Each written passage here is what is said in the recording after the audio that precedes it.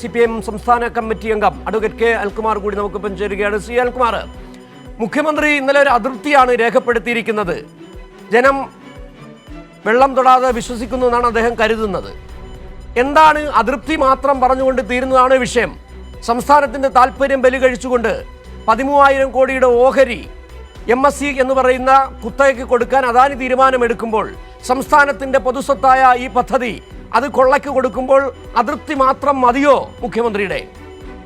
അല്ല, മുഖ്യമന്ത്രി കേരള നിയമസഭയിൽ ഉപയോഗിച്ച വാക്ക് രൂപയുടെ നിക്ഷേപം എന്ന വാക്കാണ്.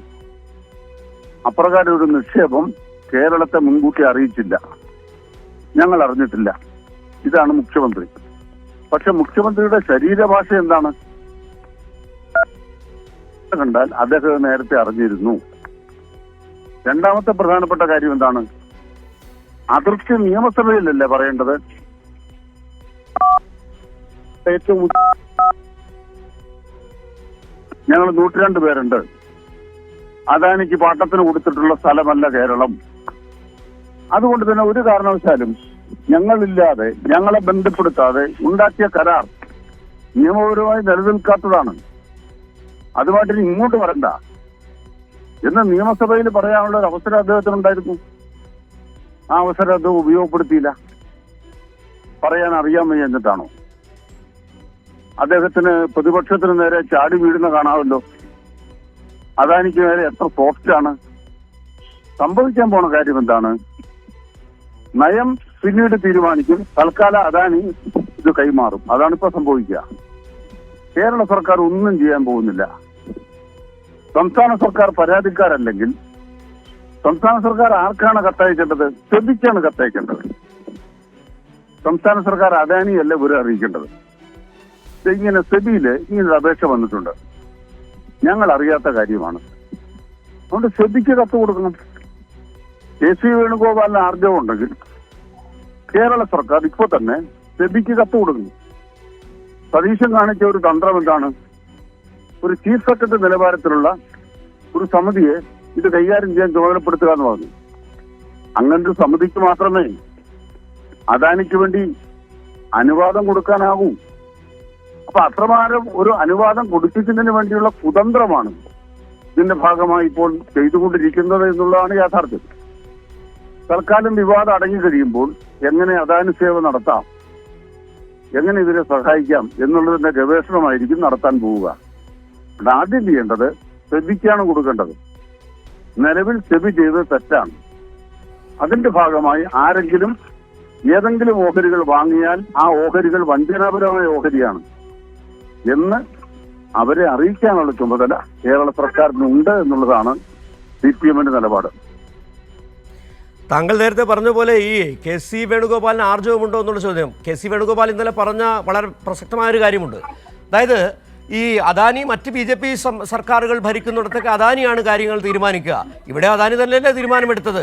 KC വേണുഗോപാൽ പറഞ്ഞത് BJP എന്താണോ ആഗ്രഹിക്കുന്നത് അത് സതീശൻ നടത്തി കൊടുക്കുന്നു. അങ്ങനെ തന്നെയല്ലേ വേണുഗോപാൽ പറഞ്ഞത്? അല്ല, KC വേണുഗോപാൽ ആദ്യം ചോദിച്ച് വ്യക്തമാക്കേണ്ടത് വിമാനത്തിന്റെ കൂലി ആര് കൊടുത്തെന്ന. ആ ചോദിക്കാനുള്ള ആർജവമുണ്ടോ? ഇവിടെ തീരുമാനിക്കപ്പെട്ടത്, മുഖ്യമന്ത്രി സ്ഥാനത്ത് തീരുമാനിക്കപ്പെട്ടത് VD സതീശൻ ആയിരുന്നില്ലല്ലോ. മുസ്ലിം ലീഗിനെ ഭയപ്പെടുത്തി അദാനി അതുപോലെ ED അടക്കമുള്ള സംഘത്തെ ഉപയോഗിച്ചിട്ട് ആണല്ലോ VD സതീശനെ ആ സ്ഥാനത്തേക്ക് കൊണ്ടുവന്നത്. തെരുവിലിറങ്ങിയത് ജമാഅത്തെ ഇസ്ലാമി ലീഗും ആണല്ലോ, കോൺഗ്രസുകാരായിരുന്നില്ലല്ലോ. അപ്പൊ കാണാൻ കഴിയുന്ന കാര്യം എന്താണ്? ഇത് ഇടിഞ്ഞത്തെ ഉൾപ്പെടെ കേരളത്തെ കച്ചവടം ചെയ്യാനുള്ള കൃത്യമായ ഒരു അജണ്ടയുടെ ഭാഗമാണ്. ആ അജണ്ട തുറന്നു കാട്ടപ്പെടുക എന്നുള്ളതാണ് പ്രധാനം. പ്രതിപക്ഷ നേതാവ് പിണറായി വിജയനും കേരളത്തിലെ പ്രതിപക്ഷവും ഇക്കാര്യത്തിൽ 100% വിജയം നേടിയിരിക്കുന്നു എന്നുള്ളതാണ് യാഥാർത്ഥ്യം. ശ്രീകുമാർ, ഒരു ചോദ്യം കൂടി. ആദ്യം ഞാൻ ചോദിച്ച പോലെ തന്നെ ഈ അതൃപ്തി എന്ന് പറഞ്ഞുകൊണ്ട്, അതായത് മാധ്യമങ്ങൾ അതിനനുസരിച്ച് അതൃപ്തി, മുഖ്യമന്ത്രി അതൃപ്തി പറഞ്ഞു, വലിയ ആഘോഷം ഉടൻ വാർത്ത കൊടുക്കുകയും ചെയ്യുന്നു. അതൃപ്തി അല്ലല്ലോ, ഇതൊരു കരാർ ലംഘനമല്ലേ, സംസ്ഥാനത്തെ പറ്റിക്കുകയല്ലേ, അതിന് നിയമ നടപടി വേണ്ടേ? അല്ല, നിയമ നടപടി എന്ന് പറയുന്നത് സെബിയെ അറിയിക്കുകയാണ് ആദ്യ നടപടി. ഇപ്രകാരം ഓഹരി കൈമാറ്റം നിയമപരമല്ല, അത് റദ്ദ് ചെയ്യണം. അതോടുകൂടി കരാർ അസാധുവാകും. അത് വെച്ച് ലിസ്റ്റ് ചെയ്യാൻ പാടില്ല എന്ന് അവരെ അറിയിച്ചാൽ പോരെ. സ്റ്റോക്ക് എക്സ്ചേഞ്ച് ലിസ്റ്റ് ചെയ്യാൻ പാടില്ല. അതല്ലേ വ്യക്തമാക്കേണ്ടത്. അപ്രകാരം ഒരു വ്യക്തത വരുത്തുന്നതിന് ഒരു മിനിറ്റ് ആലോചിക്കേണ്ട കാര്യമില്ല. നിയമപരമായി അത് ചെയ്യാൻ കഴിയും സംസ്ഥാന സർക്കാരിന്. സംസ്ഥാന സർക്കാർ അദാനിയോടല്ല പറയേണ്ടത്. അദാനിയും MSCയും തമ്മിൽ സ്വകാര്യ കരാർ ഉണ്ടാക്കിയാൽ ഇടപെടാൻ കേരളത്തിന് അവകാശമില്ല. പക്ഷെ അത് കൈമാറ്റത്തിലേക്ക് കിടക്കണമെങ്കിൽ സെബിയെ ഉപയോഗപ്പെടുത്തണം.